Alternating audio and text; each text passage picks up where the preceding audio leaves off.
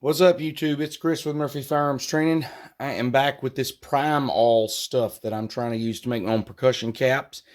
And here we go. After doing a lot of reading on the internet, I think I have figured out what these compounds are, basically. This L2 compound, this white compound that's very, very hygroscopic. It clumps. Every time I've picked it up, it's got clumps in it, new clumps in it. As far as I can tell, that's like potassium chlorate. It may be some other chlorate, like maybe a calcium chlorate, but I'm pretty sure that is a potassium chlorate. The black stuff is most likely antimony sulfide. The yellow stuff is, in fact, sulfur.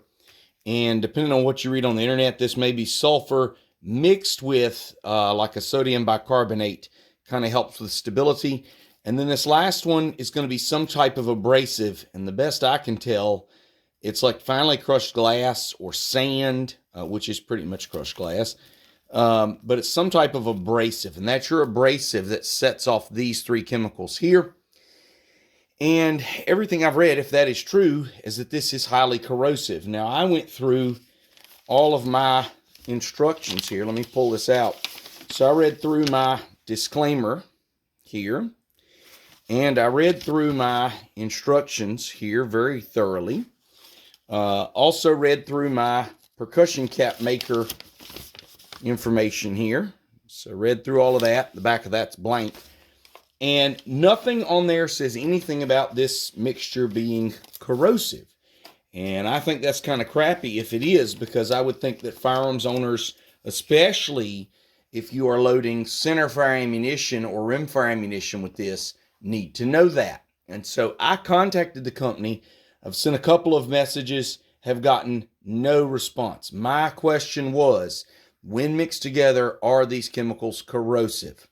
No answer. So what I'm going to do today is I'm going to do my own test. So I've got some percussion caps made up. So here's my batch of percussion caps I made.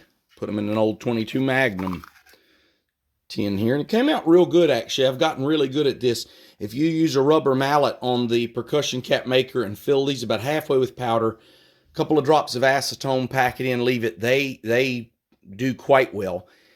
And what got me going down this is in my original video, you'll see that there's a lot of brown residue. There's a lot of brown residue around the nipple and the nipple recess area. And it is a gun that I've never had any rust in the barrel. It's a gun that I bought used, but it was in great shape. Don't know that it was ever fired. And in the process of using that firearm, I've always kept it very clean. There's no real rust there. And so, I just kind of gave it a quick swab, didn't think anything about it. And then looked at it the next day and noticed it looked a little brown around the muzzle, and actually took it apart and gave it a good cleaning. Because of that, and then got to doing some reading. So I've got a piece of steel here, and I cut this off the bar stock on the end with the sticker. You can see this is plain steel, and I have actually sanded this. So took it to the belt sander and just got nice exposed steel here. I'm going to set that there. And then I've got a piece of steel here. This is a project from summer camp. Someone welded a hammer and left it. So this is just mild steel. Still got all the scale on it and all of that. So two different pieces of steel. And what we're going to do is we're going to take some percussion caps. We're going to put them up here. And we're going to give the couple of caps on this, couple of caps on that. See what we get. And then I'm going to leave them for like 24, maybe 48 hours. I'm going to leave them. And I want you to see what they look like before. I want you to see what they look like after. And that'll really tell me if this is corrosive or not, because these are out in my workshop, which is not really a conditioned space, but it's not super humid this time of year. It's winter here. So, but we'll see. And you see there's already a little bit of rust on this from where it was welded. But this was welded 2 years ago. This was welded 2 years ago, and it's sat over in the corner for 2 years. And you see there's a little bit of weld around these, a little bit of rust around these welds, but it's not bad. And so if this rusts more than this in 36, 48 hours, this is definitely corrosive. So anyway, here we go. Glasses and ears are on. Gonna put a percussion cap here. Take my trusty hammer.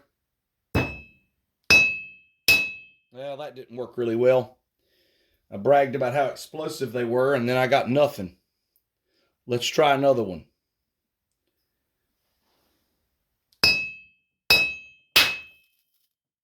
was fun. Okay. Let's try another one.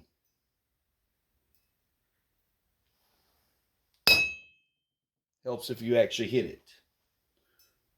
Let's try another one.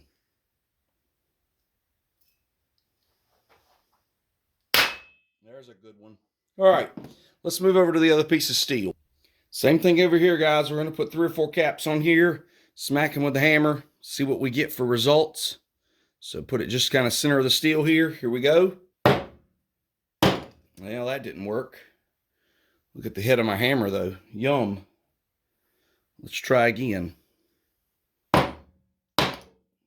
That's not good. So it turns out this on the wooden bench cushions it enough that this has too much give and they wouldn't go off. So I put this on the anvil part of my vise and bang, bang, bang, bang. So no problem. So anyway, here's what you see, folks. And I went ahead and popped a couple more on this one. I want to get them good and coated in that residue. So got, I think, 6 caps on this one and 5 on this one.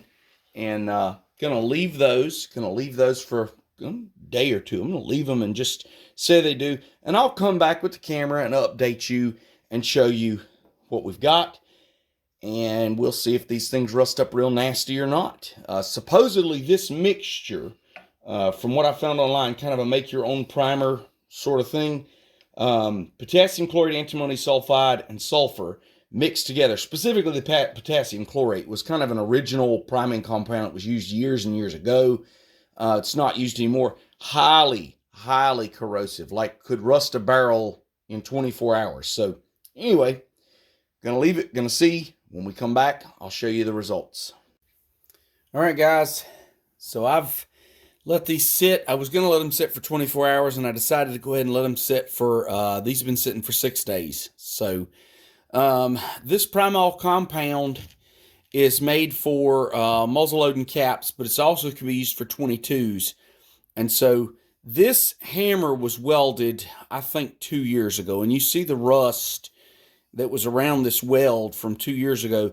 This is from less than a week. And I brought some steel wool and some pads and some ballistol. And this, of course, had the forged scale on it. This was, you know, as it comes. And then this was bare steel. And this one here, you can see, I mean, this is what it looked like. See, it's actually spilled over from the other side. It was bare steel. And I mean, this is bad. This is bad. Bad, bad, bad. So we're going to hit these with some ballistol and a little 4/0 steel wool and see how it cleans up.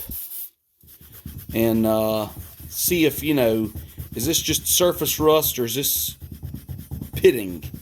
Either way, I would tell you, if you load 22s with this, and of course with a muzzle loader, you're going to have to come home and clean it anyway. I mean, that's just standard practice with a muzzle loader, so I don't really care. But if you load 22s with these, that's not too terrible. And it looks like, at least on this, and it's hard to tell, but you can kind of see where the caps exploded, but it looks like that rust came right off of that one. Let's try the bare steel.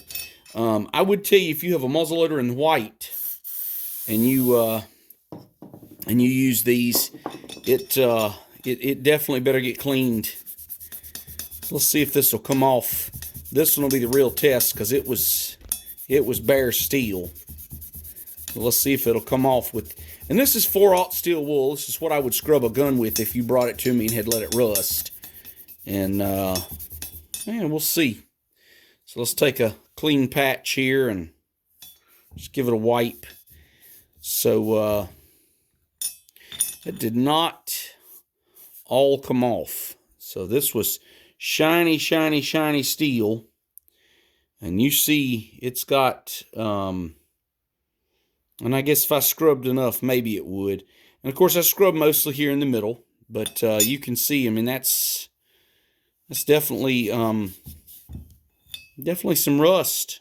Definitely some rust. So, and it's pretty built up there. So, anyway, for a muzzle loader, I mean, you're going to clean this when you get home anyway. At least you better, because black powder will do the same thing. If you know, my concern is they make this for reloading 22s, and if you reloaded some 22s and shot them and didn't clean your bore for, well, I mean, a lot of folks will shoot their 22s and bring them home, and they won't clean them at all.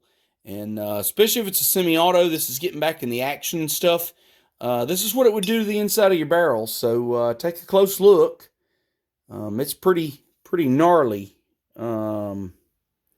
It's pretty gnarly. And like I said, that was shiny steel before we started. So, and that's just me busting these on there and leaving it for a week. So, I would be concerned. So, I have not heard back from the company still. No response to my inquiries of whether this is corrosive or not. But I think that kind of tells me right there that if you're going to shoot it, you better clean it immediately. Now, like I said, for a muzzle loader, that doesn't concern me because I'm going to clean it immediately anyway. And I don't plan on loading 22s with this. I'm only loading percussion caps. But if you buy this prime all compound to load 22s, you better scrub your gun when you get home, and you better scrub it good, or this is what the inside of your barrel and your action is going to look like. Okay? So anyway, I hope that was informative. I hope that helps you guys. Let me know if you have any questions, and I'm looking forward to trying these out on the range and seeing how they do.